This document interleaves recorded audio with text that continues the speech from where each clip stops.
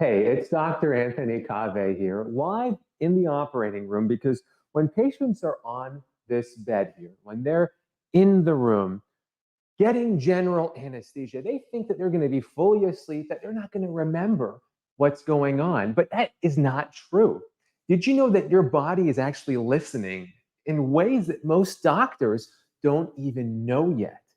Even when you're under a full dose of propofol, or if you're connected to that ventilator there, having all the anesthesia gas filling up your brain and your lungs. But patients don't know that the body is keeping score. Your subconscious is remembering things. The problem is that if you don't know how your body is remembering memories or traumas, you can't control it. And it's easier to be gaslit. So today we're going to talk specifically about what happens to the subconscious in terms of its memory when you're under anesthesia, what specific anesthesia medications have impacts on your subconscious in ways that blow my mind and most even anesthesiologists don't talk about with their patients. You're also going to know that if your body can store these memories and you're aware of how that works, you can better advocate for yourself and really reduce your chance of being gaslit, because far too many patients have been gaslit in medical settings because they didn't understand what their body was telling them. If you understand your body keeping score, you can better advocate for yourself with your doctor. In fact, I was with Tamron Hall yesterday talking about medical gaslighting. I put the link in the description below if you want to watch my segment with her, because it is that pervasive of a problem. Medical gaslighting, and you need to know how anesthesia is the exemplar. It demonstrates just how much that connection is, how deep it runs between your mind and body. And I want you to figure out if you can find the common thread that all three of these medications have with your subconscious. We'll have a live Q&A at the end, by the way, so you can hold all your questions then, but I'm going to ask you a lot about your experiences, because the first one is more common than you think. It has to do with opioids, the blue medications that we have here in the operating room. So this one is labeled with fentanyl here, very, very small amounts, by the way, that we use in surgery. But IV fentanyl can have a profound impact on people who have had a history of substance use disorder. That's SUD, because of the effect of SUD on the PFC, which is the prefrontal cortex. Nearly all addictive medications impact your prefrontal cortex in a way that makes it more susceptible to addiction. In the future, it's a positive feedback loop. It's actually like a virus. I have a whole video on addiction and how it is like a virus. And it's kind of uncovered in some patients under anesthesia, because I once had a patient, and this is crazy, blows my mind. They fell asleep. They said, "Doctor, please give me as little opioid as possible. I don't want anything in there."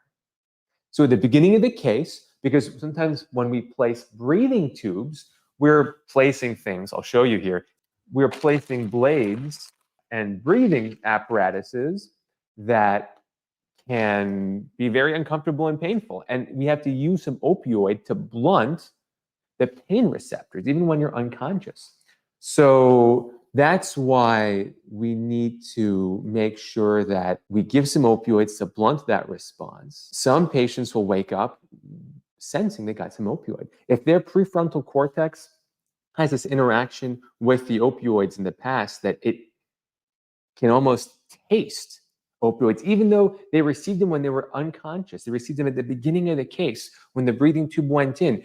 This particular patient woke up saying, "You gave me fentanyl, didn't you?"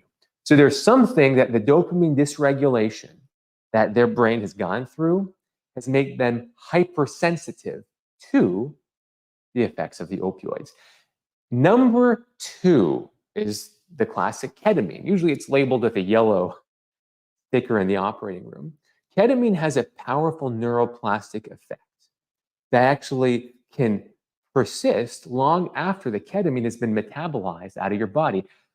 Ketamine is primarily peed out of your bladder and into your urine, but the effects of ketamine last much longer. So when a patient gets ketamine in the operating room, they can wake up with different feelings of themselves. It depends on many factors, in particular how deep the anesthesia was. But I've had multiple patients in the operating room and those that come to my ketamine center who tell me that after their colonoscopy or after a light surgery on their foot or ankle when they received ketamine, they had a lightness. They felt different. It's like if they were depressed before, they had a relief from that depression. So it's like the body is processing something even when you are subconscious or unconscious under anesthesia.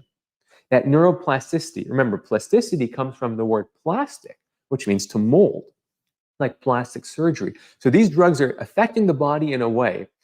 If the anesthesia is light enough, typically meaning without a breathing tube in place, because if you're so deep that you need a breathing tube, studies show that ketamine is not, ketamine is not particularly helpful in relieving mood or relieving any of those depressive symptoms.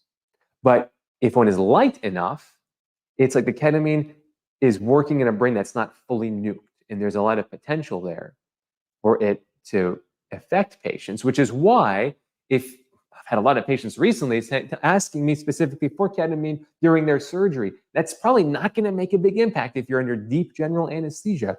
But if it's a light surgery, the jury is out. Anecdotally, many patients can tell that they've had something in their body that's lightening their mood. Data has yet to come on this. I suspect it's going to be rather effective. Have you guys ever experienced ketamine in surgery? Do you know anything about it? Let me know below. I'm actually looking at your comments live right now. I see many people here are talking about receiving ketamine during surgery. And in fact, Tara, Michelle, MD, is saying how it sounds like it's been hugely helpful for her. That's wonderful to hear. And this is why I want to, a lot of people are talking about their ketamine experiences. So this is just one example of many. Number 3 is a drug that I'm sure many of you are familiar with. And I'll bet you the comments are going to blow up here because steroids, corticosteroids or mineralocorticoids, or I should say glucocorticoids or mineralocorticoids. Who here has ever gotten a steroid and felt like they're just shaken out of their skin? Steroid psychosis. I'm sure you've heard of this before, and I'll look at your comments in just a moment. I want to make sure that you know that we give steroids in surgery. So among the many medications that we have here, I'm just going to show you, we have in our drawer with all the goodies, we have dexamethasone. This is one of the most common ones that we give. We sometimes give solumedrol or methylprednisolone as well, but those can have effects in patients who are very susceptible to steroid as well. And some patients say, please, no steroid at all, even though you're unconscious, because of effects on GABA receptors, or I should say GABA, lowering levels of GABA, lowering levels of serotonin, and also because of the mineralocorticoid receptors and glucocorticoid receptors, those are MR and GR. These are 2 types of corticosteroids that are in the brain. Patients can totally have almost like psychotic-like effects from high doses of steroids. In fact, this is why we believe that perhaps part of intergenerational trauma comes from mothers who have high levels of cortisol in their body because they're stressed out. It goes into the placenta and it can affect the fetus's brain. So intergenerational trauma can be from all sorts of effects, but we can't discount the effect of steroids, stress steroids in particular, that cause the baby to already be primed for a stressful existence before it's born. Well, the same thing happens when you're unconscious and patients can wake up feeling creepy crawly, like they're going out of their skin. And now the question is, and I'm wondering if you guys have figured it out, why are some people more susceptible than others, or more sensitive even to figuring this out? And yeah, people are talking about they've totally talked about, they're mentioning their stories here with steroids and opioids and ketamine, and you are all dexamethasone, M. Henderson, that's right. These are all ways that you can listen to your body in some ways. Now, it's not one-to-one. I'm not saying every person who has surgery is going to get one of these medications or even be able to feel or notice that they had them. It has to do with some level of susceptibility or sensitivity. Now, in the case of ketamine, for example, I'll say that patients that have an overactive default mode network that is sometimes seen with severe depression, having even a brief relief from that default mode network, meaning the main parts of the cortex of the brain that are communicating with each other during your automated default tasks. When you hit the brakes on that, even for a minute, you can have interesting relief of symptoms. You can wake up with that. So individuals who have an overactive default mode network might be more sensitive to changes in fentanyl. Patients who are sensitive because of a history of substance use disorder are going to be sensitized to effects of opioids, even when they're unconscious. Steroids, well, we don't really know because there's a lot of different people that have that type of crazy psychotic response. I'm not saying they are crazy, but I'm saying the response can be very uncomfortable. But it's like a tennis ball. This is how I explain it to my patients. A tennis ball that is totally soaked wet cannot detect an additional drop of water on it. It's totally saturated. But if you let that tennis ball get bone dry, if you drop one little drop of water on it, you can tell right away that it's wet or that it is getting wet. The body is the same way. The more in tune, the more, if you will, dry your body's tennis ball is, the more in tune it is to small, subtle variations. Sometimes we dry out our bodies because of some horrible disease that's made us sensitive to particular drugs. Sometimes meditators, they come in there so in tune with their body, the one drop of medication, they can tell a difference when an ordinary person would take 10 times that amount to notice a difference.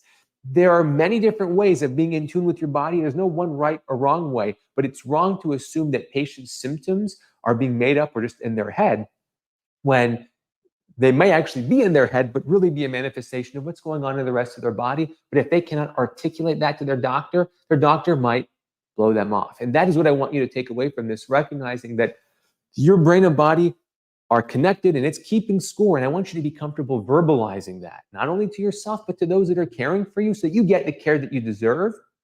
That if a patient does come to me saying, oh, I thought I heard something under anesthesia. I thought I felt weird when I woke up, like I had gotten another hit of fentanyl again, that the doctor takes them seriously. Maybe it's anesthesia awareness. Maybe it is helping prevent a relapse of a medication because an emergency surgery forced them to get opioids.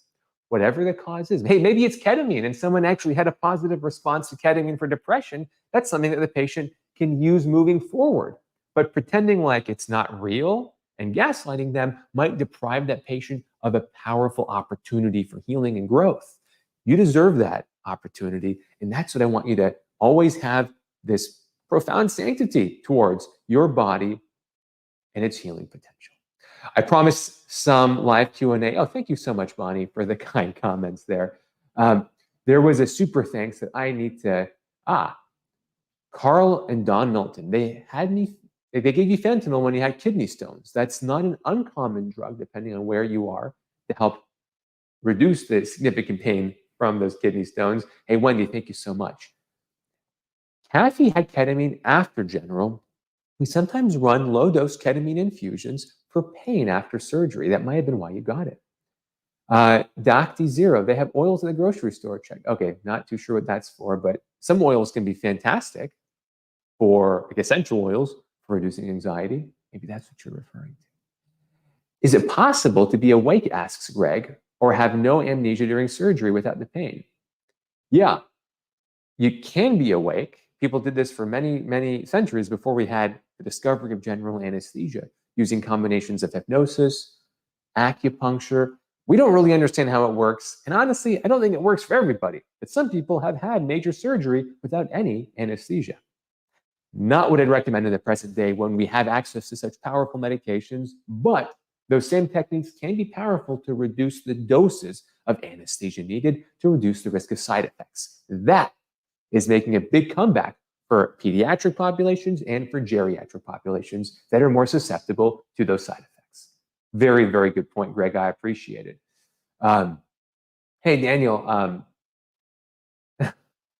I hope that you can take this with you moving forward if you ever need surgery or anesthesia again.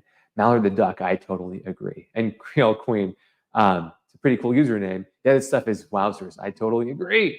And yes, back off. It is live. It is live. How do you get ketamine therapy? Well, you got to do a Google search in your area. It is a powerful treatment when used responsibly, but it has to be done responsibly and ethically. There are many bad actors out there. I have a couple videos on red flags. I recommend you watch that video so that you don't fall into a trap from an unscrupulous ketamine center. You are so welcome, Greg. Bonnie, thank you again. And Heidi, thank you again. Won't be able, I had tooth pulled with no anesthesia, won't ever do that again. Yes, Aries, that can be painful. I wonder if they can do local anesthesia next time to at least numb the gums. So bad nausea after surgery, that's an important one. That's actually one reason why we give the steroids, a low dose of dexamethasone for nausea after surgery. But there's lots of other techniques I recommend you do as well. You got to talk to your doctor about it. I actually have quite a few videos on how to reduce nausea after surgery. Things like nerve blocks, non-opioid based pain medications, etc. And Darian, I'm wishing the best to your friend having knee surgery.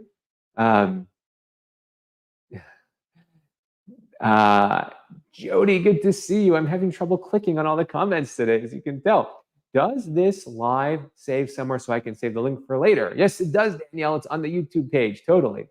Why does insurance refuse to cover ketamine? I have a whole video on that. It has to do with how the patenting system works in the United States, among other things. But I hope that you can watch that video and maybe find the right way to get the right medication for yourself ethically and financially, reasonably. Jody, good to see you. Thank you for the kind comments. I'll be on the lookout for that email. Not to bring up a political subject. Yeah, well, unfortunately, medicine in the United States is very heavily political. There's just no way around it. What's this? Sharon says, I had a nurse tell me before an operation last year I could be awake during my surgery if I wanted. Told her, no, I'm fine. I prefer not to be awake. Just a good choice. There you go. A lot of different ways that you can do anesthesia for surgery. You got to pick the one that's right for the patient. You don't want to force it onto them unless there's no other choice, which sometimes happens. Another drug for nausea after surgery, yeah, ondansetron, metoclopramide, aprepitant, scopolamine patches. There's a lot of drugs that can help with nausea after surgery. I'd prefer sickness, pain, anything to how oral steroids made me feel. Yeah, and that's exactly what you're talking about. Steroids have that effect. I am sorry they had that effect, Dustin, that you had that experience. But this is a testament to even under anesthesia, these things can wreak havoc on our bodies. You have to know how to listen to your body. All right, one last question. What are the issues with anesthesia with having pulmonary hypertension? A lot. Serious issue. You need to talk to your anesthesiologist and surgeon ahead of time. The big one is that if you have compromised lung function from pulmonary hypertension, you might not be able to withstand having hypoxia or hypercarbia. That can cause severe right ventricular dysfunction. So very, very serious. With the right management can be safe, but you got to tell your anesthesiologist, you need to have a plan, typically with your pulmonologist. What great questions you all had, and I appreciate all your kind comments. There's so many of them. Thank you so much. I hope you all learned something new to advocate for your health. Remember that you have more power over your health than you've ever been told. And I hope that you learned something new, and please share with others so that they can better advocate for their health and the broken healthcare system that we realistically all live in. And check out my segment with Tamron Hall yesterday. The link is below. Till next time.